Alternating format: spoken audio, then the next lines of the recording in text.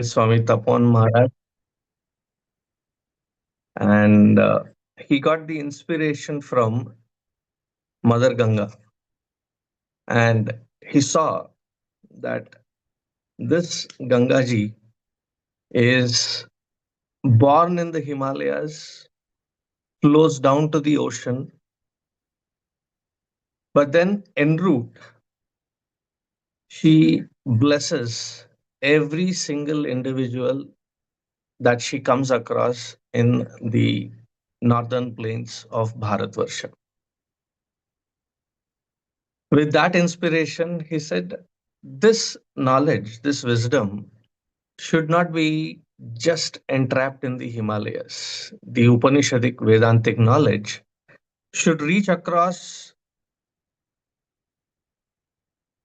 to Bharatavarsha.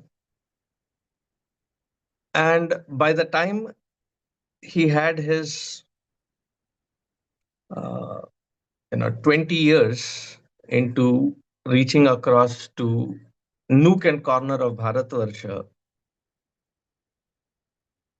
Bharatiyas had left Bharatavarsha, and wherever Bharatiyas, the Indians had settled, he started visiting, he started establishing this tradition of knowledge, the tradition of Hindu Vedic Sanatana Dharma to reach across every nook and corner of this globe. So, a single person, his vision to revive and reconnect Hindus to Hinduism. Once, I think it was in US, a reporter asked him, "Are you trying to convert the entire world to Hinduism?" He said, "That would be a noble cause, but presently I'm focusing on converting Hindus to Hinduism." Because this ancient wisdom knowledge, unlike any other dogmatic cocooned perception, this is the one which is about freeing oneself and re-establishing oneself to nothing less than the highest. We may be working, we may be involved in different perspectives of lifestyles, but to reconnect to the core of one's own being. And why? Because that is the only place where we can find the true joy, true happiness, and true contentment.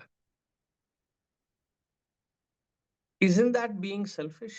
That I am only caring about, I am only concerned about my own joy, my own happiness, my own contentment. See, the truth of life is very simple. It is just that our minds are not that straightforward. In my way of saying it, I say that our minds are as straightforward as a jalebi. The path is very simple. It is just that we do not let ourselves unfold in the right way. That's why, Puja Gurudev's first book for any Yuva Kendra member is self unfoldment. And it is not being selfish at all. If you want to be a lifeguard and you want to protect people from drowning in waters, first you have to be a good swimmer, efficient swimmer. It's not sufficient if you are a mediocre swimmer, because when you are when someone is drowning in waters, you would find that probably you have to fight against the current, reach to that individual, and the one who is drowning is in such panic mode that if you are not an efficient swimmer, instead of one, there'll be two losses. They'll drag you along. You have to be that efficient a swimmer that you have to first protect yourself, go against the current, catch that individual, and if I'm not wrong, you hold them by their hair.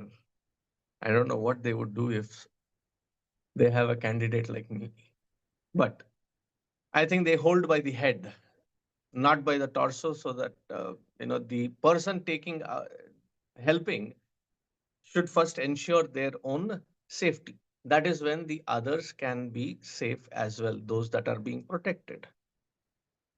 So, in the grand Vedantic vision, as the Upanishad, the crux of Upanishad, Swami Vivekananda used to put it, Atmano Mokshaya Jagat Hitaya Cha, that you stand firm in that self within, firmly rooted. That is when whatever seva that we can offer will have a selfless, meaningful reach to the entire world, irrespective of gender, irrespective of caste, creed, background, doesn't matter then. This knowledge has to reach across so that each individual that comes to this knowledge feels that upliftment, feels that contentment, which is why we actually do whatever we do. And this knowledge has been given to you in that cusp, wherein you are done with your schooling in the schools. You are stepping into the college and being a young professional. Up until the schooling is done, that is the time frame, that is the age wherein each one of us have to be guarded, have to be taught, have to be. I mean, that is the reason that until you reach the age of 17, you're not given a steering. You have to learn and then pass the test. And then by 18, you have the license and you start driving. Because up until that age of 17 or 18, someone else is responsible for us.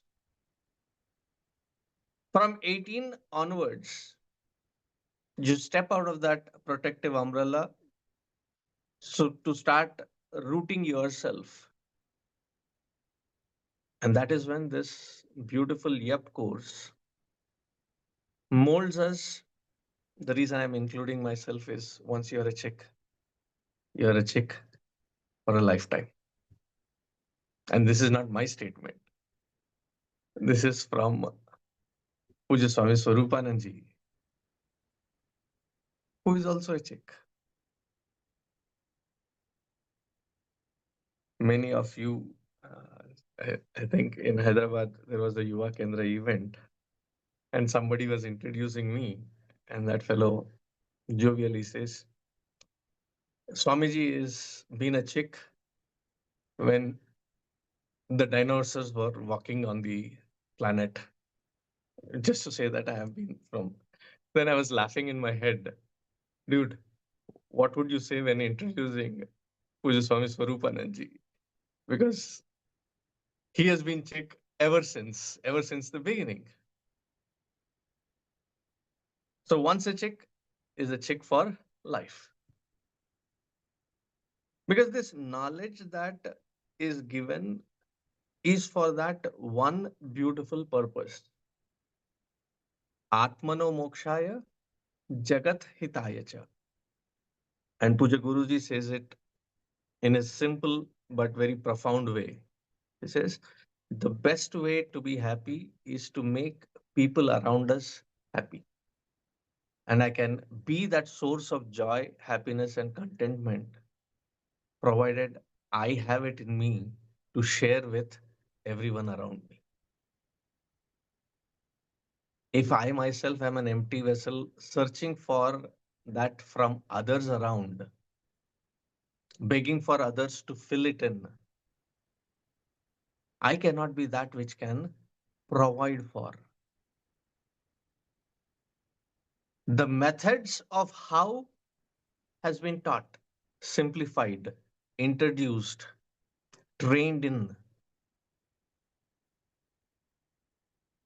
Now, once you are practicing it, Gurudev has made our job quite easy.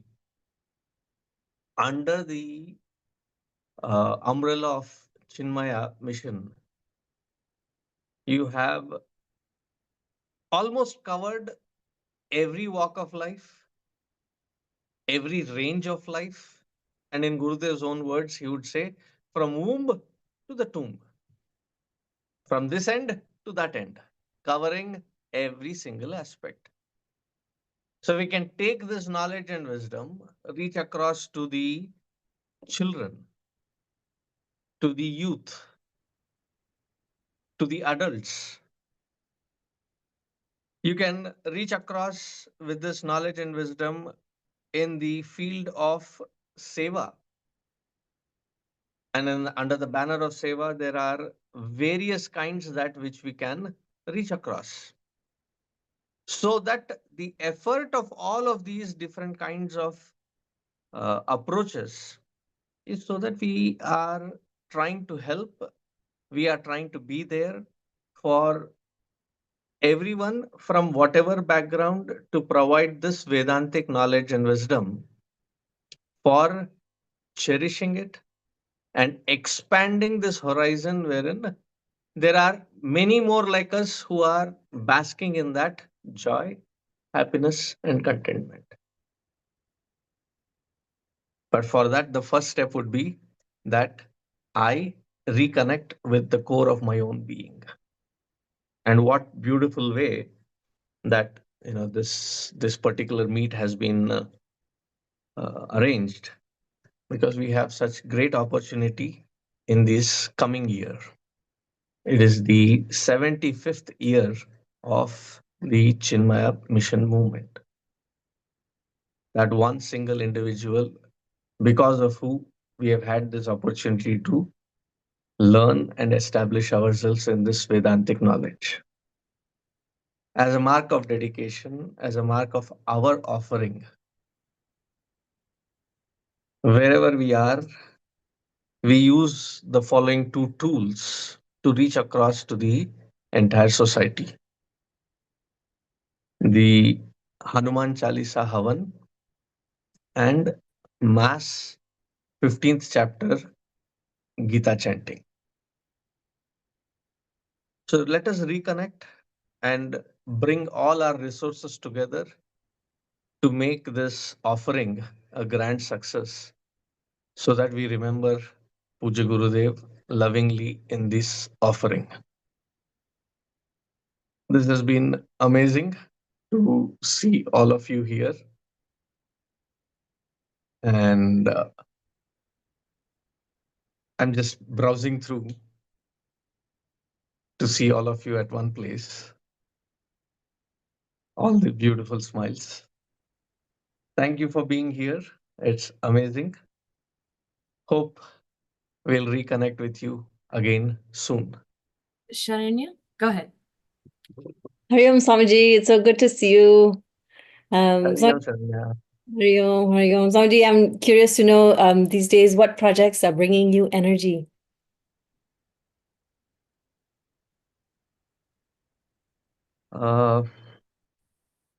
I have been asked to be responsible for Hyderabad Center, and for various reasons known and unknown, Hyderabad, which is my uh, the very place where I met Puja Gurudev.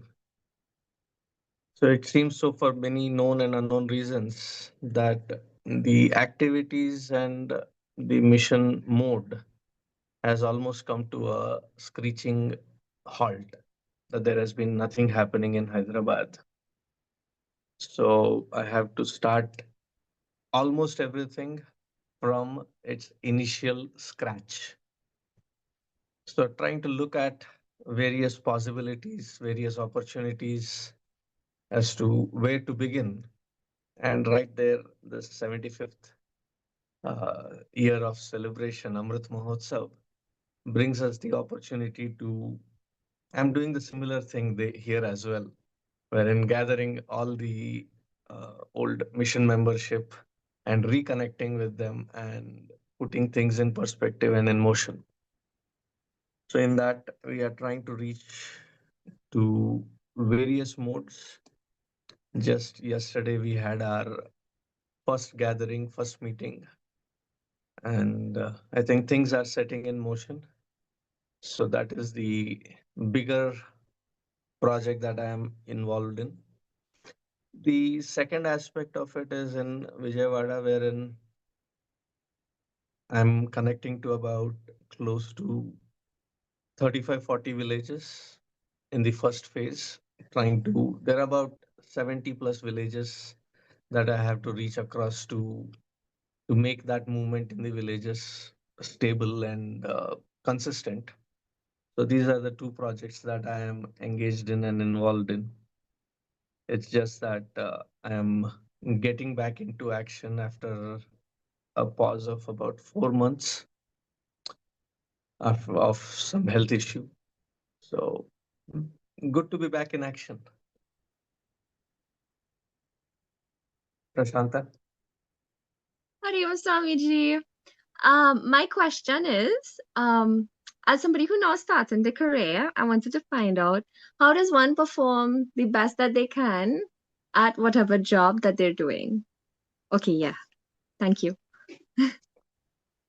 I miss the Trini accent. I'm glad you missed it. How can we perform the best in any given field? While discussing our third chapter of Bhagavad Gita, it is not that we are expected to do the best we can. Rather, it is the best that the situation is demanding from us. There is a difference.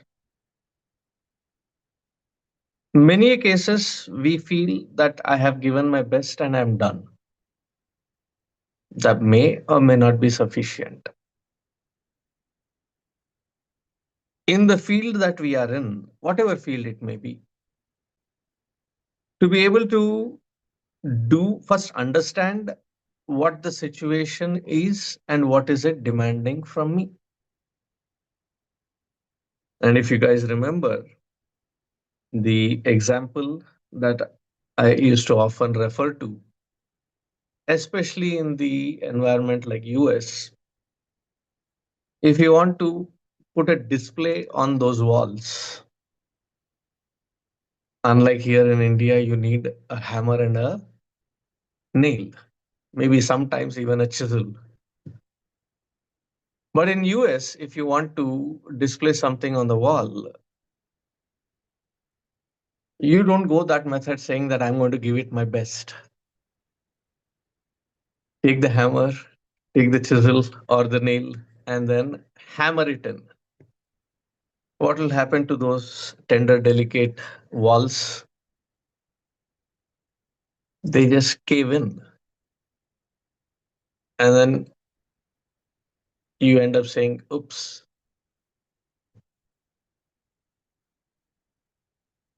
At that point, what is required, what is the best is just to take a thumb tag and push it in. Nothing more than that. Sometimes it is demanding us to take a measured step to do our best, wherein I'm not putting the entire force that could ruin, entire capability that could ruin the situation.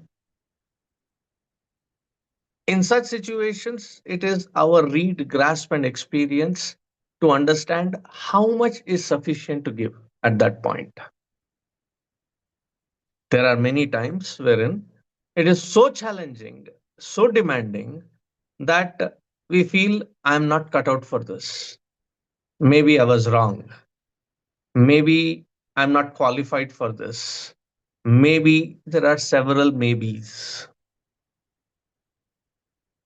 At that point, come to understand this, that that which is unfolding in front of us is my own self triggered action in this form of the result, which is called prarabdha. Prarabdha, many Hindus use it as a very negative connotation. There is nothing positive or negative about prarabdha. Sitting here today with all of you, beautiful, bright, smiling faces again, is also prarabdha. See, good also is prarabdha, bad also is prarabdha, ugly is also prarabdha. But when we end up seeing only one aspect of it as prarabdha, our very understanding or defining what prarabdha is wrong. So when prarabdha unfolds, there is no escaping it. Wherever you go, there you are. Hence, therefore, that prarabdha unfolds and unleashes. So running away is not the solution, which is what was the message of entire Bhagavad Gita. कर्मण्येवाधिकारस्ते मा फलेषु कदाचन मा कर्म फल हेतुर्भूः मा ते संगोस्तु अकर्मणि. Bhagavan Krishna's entire message was that at that given position, when you find yourself in a challenging environment and you come to realize maybe I am not qualified, maybe I do not have all the resources, maybe I am not trained enough. What is that movie we used to watch? Groundhog Day. Until you perfect that situation in various formats, the same experience, same kind of experience, you will be constantly facing. The only way to get out of it is to get through it. Now, evaluate what is it that it demands from you. If there are certain things that you are feeling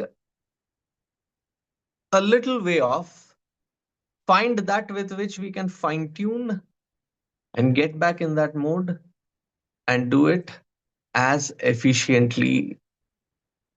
How do I know if I'm being efficient? If the same situation is repeating itself again in a different format,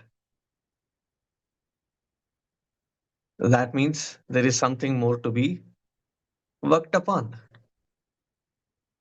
And there is no point going back to those 3 stages. Why is this happening to me? Why is this happening to me again? Why is this happening to me again only? The last one is a little bit sadistic. Meaning if there were another 10, 15 of them who are also going through this same thing, that, if I'm being whipped, if there are 10, 15 that are being whipped, I feel okay. That's okay. I'm not the only one. These are all self-coping mechanisms, but not the solution. The only solution is equip yourself as to what the situation is demanding and deliver it with utmost sincerity and selflessness. And that is the only path to grow. Hope that helps. Devaki? Hariom Swamiji, thank you for taking our questions. I think mine were Swamiji read some of my mind when bringing back up the Groundhog Day analogy. That was very helpful and already answered a question I might have had.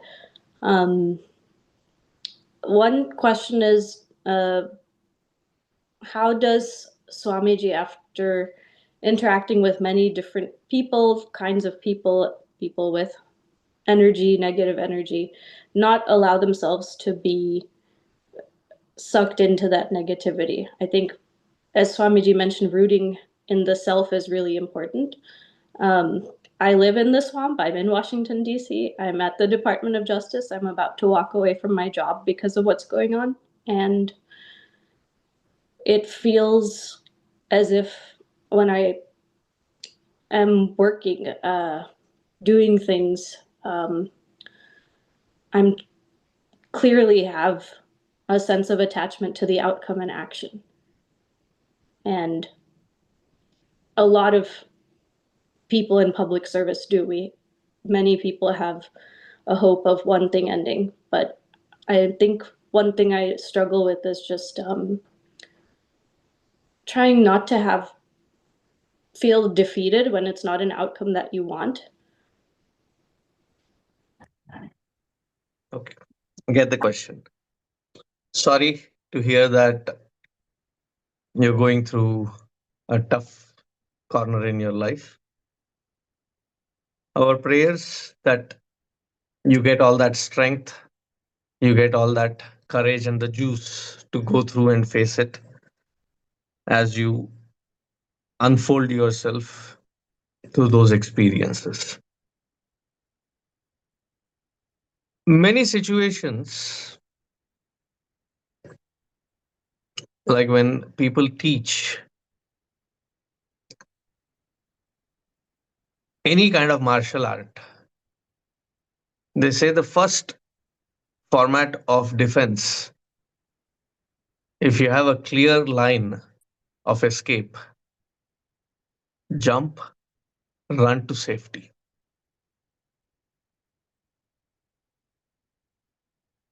But then, with the field of duties and responsibilities, often that is not the solution. Duck and run is not the solution.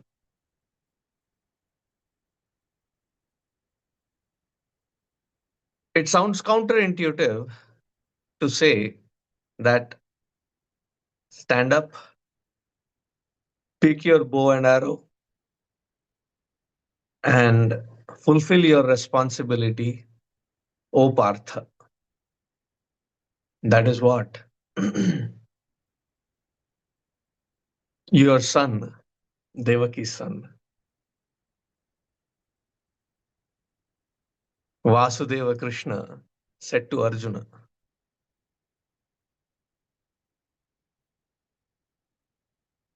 So when the responsibilities become tough and it seems like the first attempt or the first of the attempts is not yielding the the result which I am envisioning, provided I am fine tuned to the dharmic way of thought, word, and deed.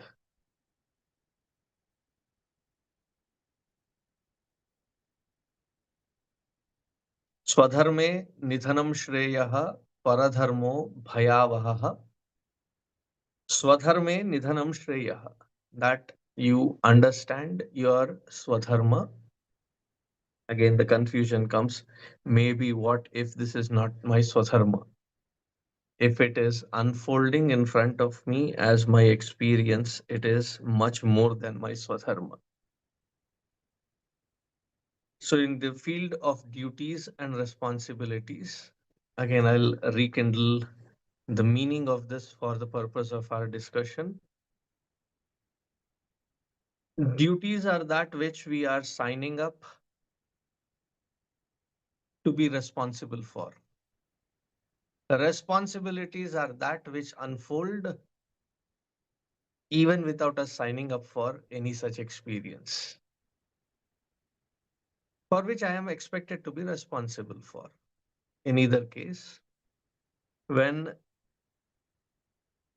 it is getting tough, first I would look at, am I taking a dharmic standpoint? And in this world, once you take to this path of understanding that it has to be dharmic in thought, word, and deed as to what I am executing, sometimes the most difficult aspect of my experience is my own alignment. My own alignment in trying to see if my means, methods, thinking pattern, and that which I am anticipating as the goal, as the result, all of this should be in the dharmic fold. And my effort should be of the highest sattvic nature. Am I aligned? The reason I'm focusing only on this aspect is, if I'm aligned, then come what may, just like Mother Gangaji, the soil in these mountainous paths around in Himalayas is a very loose, loamy soil. A little continuous rain and the entire mountain slope collapses into the flowing waters of Ganga, causing a temporary flow block. Gangaji doesn't panic. She's not like running here and there, like, oh my God, what do I do now? Yeah, yeah, yeah, oh, what do I do now? No. She calmly, patiently gathers herself up, gathers all her potential. Through that mudslide that has come into the flow, she waits patiently to find the weak spot. And even then, she doesn't say that, do you know what is my potential? You providing this little crevices here for me to trickle, it's an insult. I will not flow. No, she doesn't take it that way. She starts trickling. As she starts trickling, she pulls that mud and the debris that has just fallen slowly, one at a time. And once she has made a gap for herself, the gurgling potential just unleashes that the entire uh, temporary dam, it just breaks it through and the flow reinitiates. Giving up and giving in, both are not an option. Gather your potential, sharpen your tools, reattempt. And Guruji very cutely says that in a gangster's office, a mafia gangster's office, there was a inspirational quote for them. I have not seen Guruji chuckle in between the jokes, but this is the one I have seen him chuckle many times. He says, what is the inspirational quote? Try, try again, try again and again and again and again, but when it fails, try again.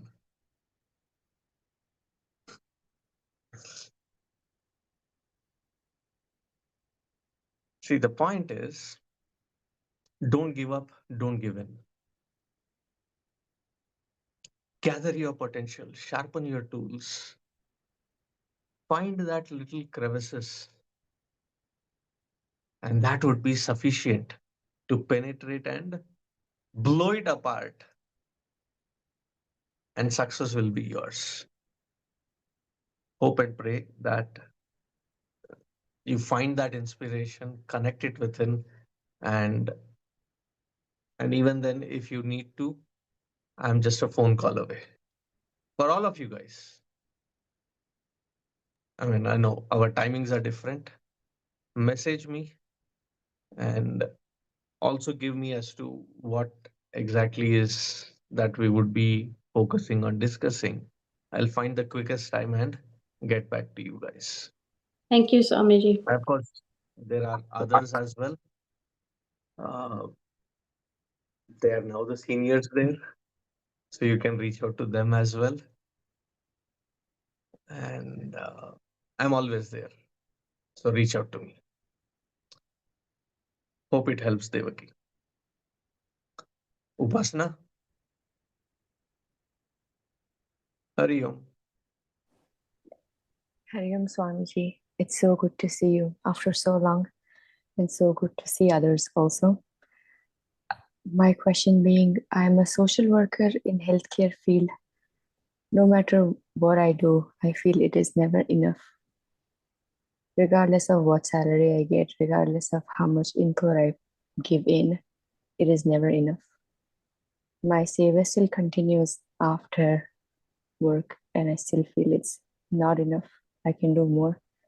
Unfortunately, at body's capacity, I'm drained after 18 hours a day, 19 hours a day, and I still reset.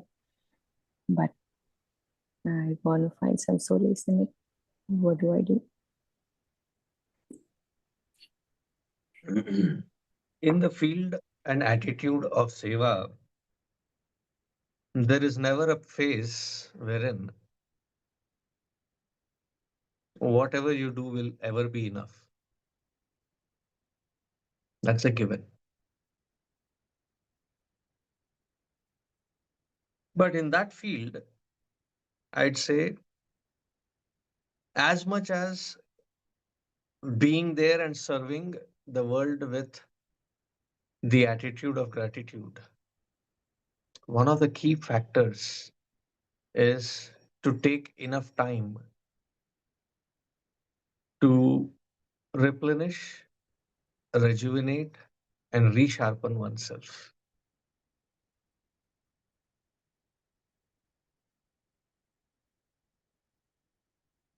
There are there is this example wherein two people join the forest clearing job.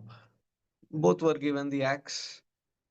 First day, both of them cut 10 trees. One fellow still ended up cutting 10 trees a, in a day after 1 week. The other fellows got reduced to 8. And as the days passed by, his capacity started decreasing quite rapidly. So disappointed, he comes to this fellow who is still at it every single day, 10 trees. And he says, how are you able to manage this? I know, but a couple of weeks ago, I was able to down about 10 trees. Now I'm hardly able to do 6. Maybe even 5 is great. How are you handling it? How are you managing it? The guy said, after the lunch, you take a nap. I sharpen my axe.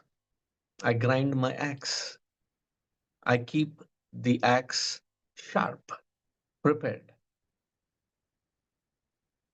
If we neglect that replenishing and rejuvenating in our life,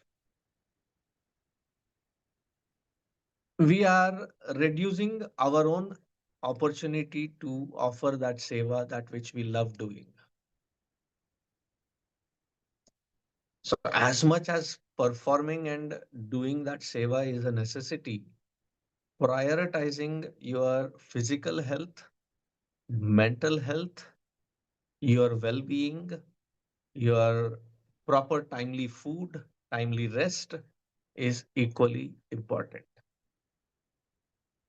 Like in the 6th chapter of Bhagavad Gita, Bhagavan says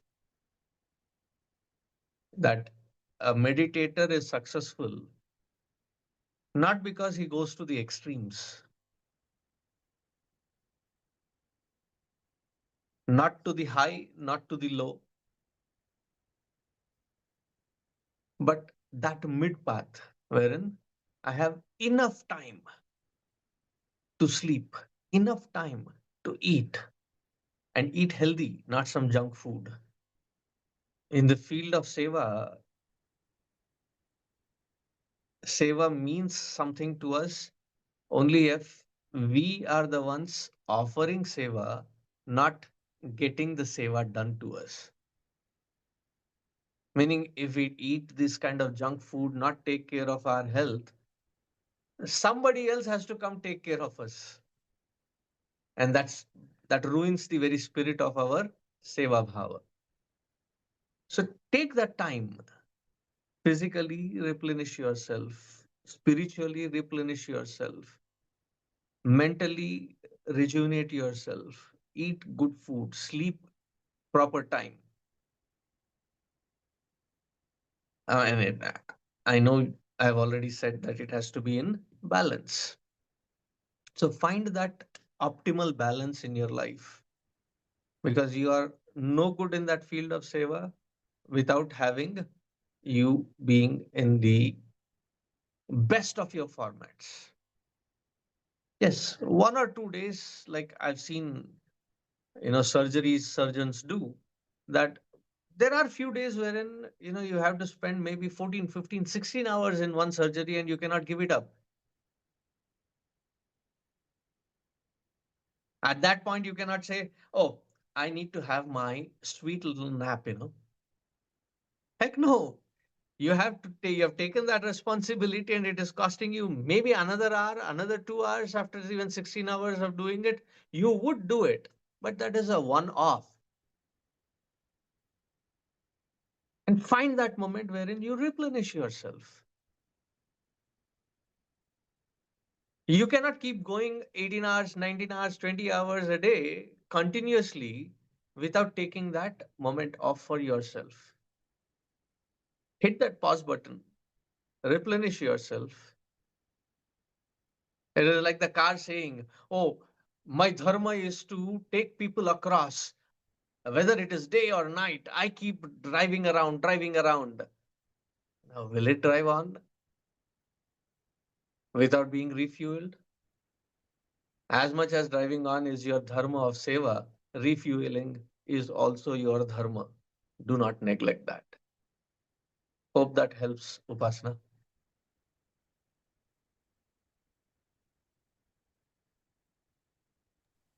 Dhanyavad, Swami. Nishad, Hari Om Swamiji, how are you? Hari Om. Good to see you. Likewise. It's ironic you brought up a surgery example because I was going to segue into the topic that I've been thinking about and dealing with I mean, myself. just as I was trying to conclude, I saw Arvind and you, and that is when I got the idea of the surgeon and the surgery as the example in the earlier question. Gotcha. So what there's a couple of points. So one question that I had is now that I've spent a lot of time actually doing clinical practice, I've seen a lot of like death and dying fairly frequently. And now going into surgery, you see more of that. And surgery by its nature is kind of a violent profession in the sense because you are doing violence onto a human being in order to help them. So one thing that has kind of philosophically just like been in the back of my mind was that whole concept from the Gita when Arjuna and all of them did what they had to do to like kill the Kauravas. They ended up suffering, time in Patalam because of the pain that they inflicted. So I don't know if Swamiji had any thoughts on whether or not I'm going to hell um, for doing what I do, or also if I'll yeah. I'll give you the answer that which Yudhishthira had as a clarity. When Bhagwan Krishna comes and asks him at a very critical juncture, Bhagwan Krishna goes to Yudhishthira and asks him to say a white lie as the Apad Dharma. This is Ashwathama Hataha Punjaraha.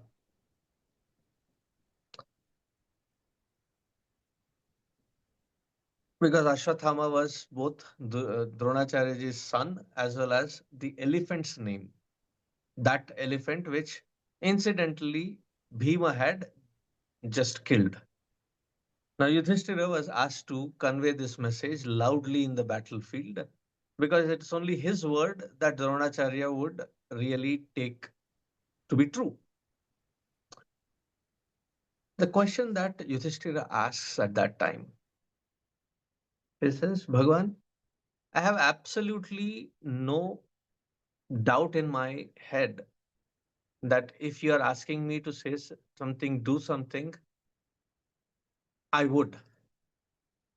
And then he continues to say, even if I know that for this lie that is a white lie, I would go through the hell or the naraka. But if you promise me that with my going to naraka, you will be able to establish dharma in this world, I'm okay going through naraka. Do you get the point? I do. That for the welfare of that individual, if you have to cut open and do what you have to do, it's not wrong if you have to take that.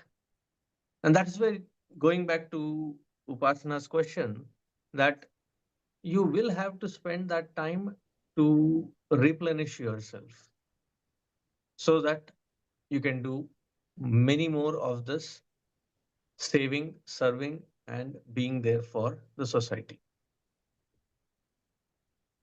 Don't give up. I know it will be harsh, but handle yourself with care. Thanks, Swamiji. Thank you. Hey, Arvind, I'm told this will be the last question. Is that right? Is that right? Hari, I'm Swamiji. It's very good to see you. How are you? And it's very You're good to still in see. San Diego? I'm still in San Diego. I'm in my wife and I are here, and our two little boys. It's my younger son's second birthday a couple days ago. In terms of surgery, Nishad, I don't believe we've had a chance to meet. My name is Arvin. Happy to trade notes or discuss things with you. I remember you lovingly used to call me the question box, so I thought I had to ask a question before I leave, and maybe a simple and small question will do, which is, would you be willing to speak a little bit on Vidya Maya and Avidya Maya, how it links with Chit and Chit Abhasa, and finally how it ties into Adi Shankaracharyaji's quote of Brahman Satyam Jagat Mithya, just to warm us up towards the end, if you don't mind. What book are you reading through right now?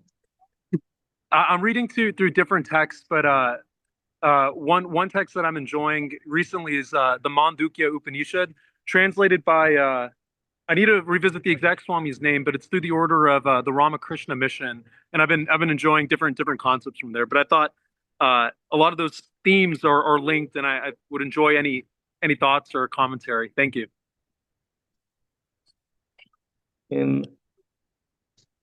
I'm happy to hear Vidya Maya, Avidya Maya, and Brahma Satyan Jagan Mithya coming from the San Diego hospital. I think that is the background that he's walking in right now. So the question comes even in Shankar Bhashya, not just in the Mandukya Upanishad, but in several instances where this particular theme is taken. And because of that clarity, often people just reading that aspect of Bhagavan Adi Shankaracharyaji's commentary, he has been termed as Mayavadi.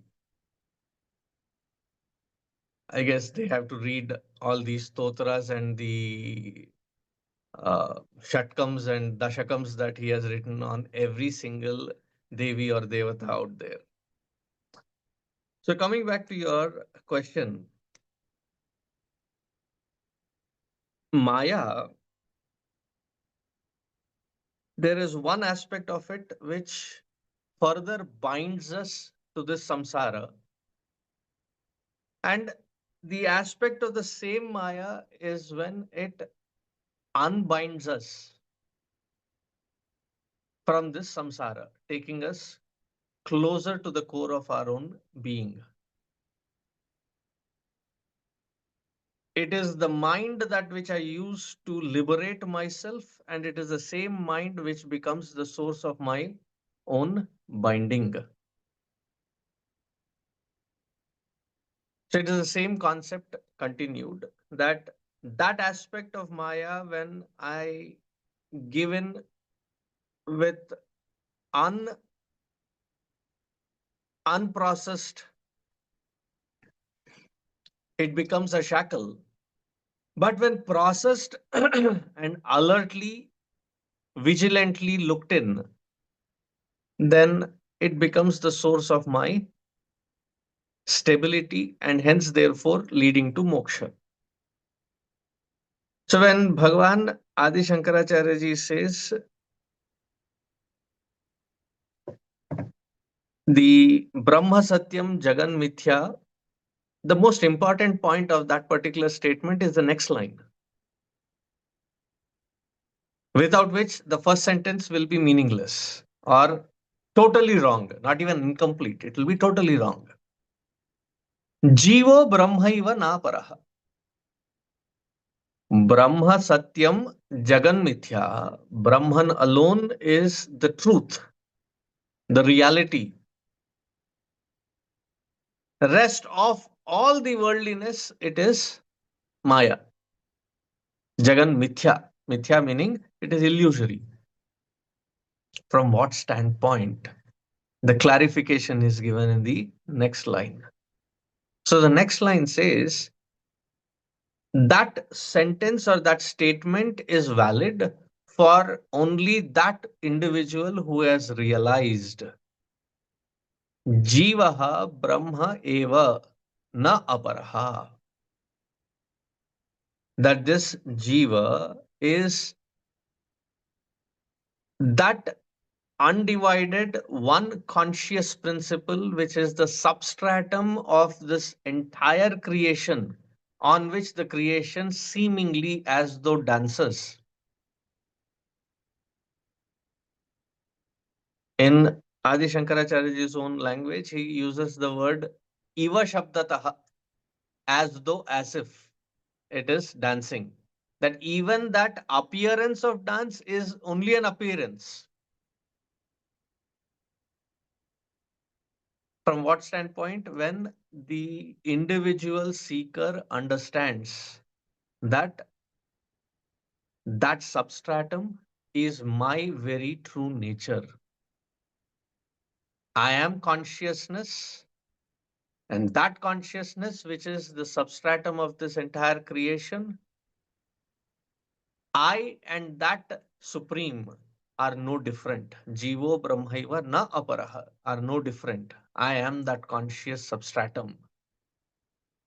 For that individual, this entire creation looks illusory.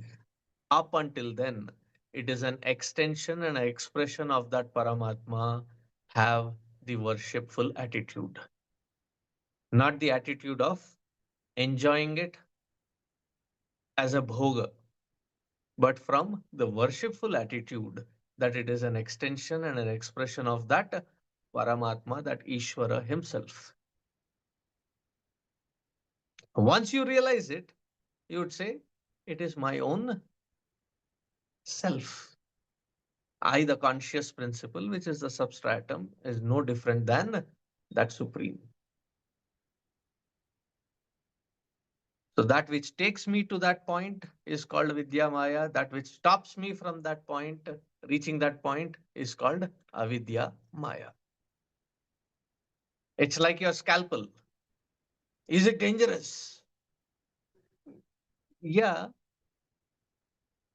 in somebody whose mind is a childish mind, it can be dangerous. For somebody who is an expert, it can be a blessing. Maya is the similar. Avidya, that which binds me further. Maya, the Vidya Maya, that which unbinds me, takes me to that core of my own being as the substratum conscious principle. Arvind, hope it helps. Thanks for that Thank you. Thank you so much. Thank you. deep Vedantic question. Good. The floor is back yours. Hari Om Swamiji, Hari Om everyone. And Swamiji, I just got to say, happy belated birthday, Swamiji. It was a couple days ago, so on behalf of everybody, wishing you a very happy birthday. Thank you. Thank you. So at this time, we're going to go into breakout rooms based on our batch, okay? One thing to discuss along with catching up with each other is what are ways that we can stay connected and plugged in?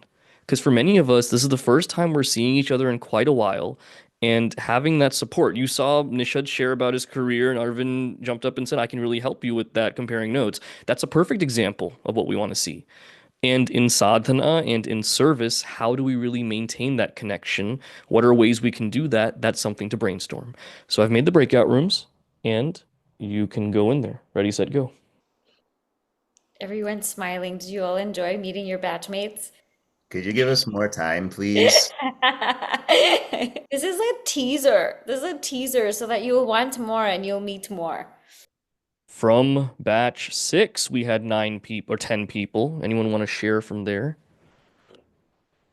We got our WhatsApp group started already. Prashanta spearheaded it. So our group me sort of fizzled out. So WhatsApp's back going and we have a call. We're going to get a call going for icebreaker of what's our favorite yet memory. And then we'll go from there.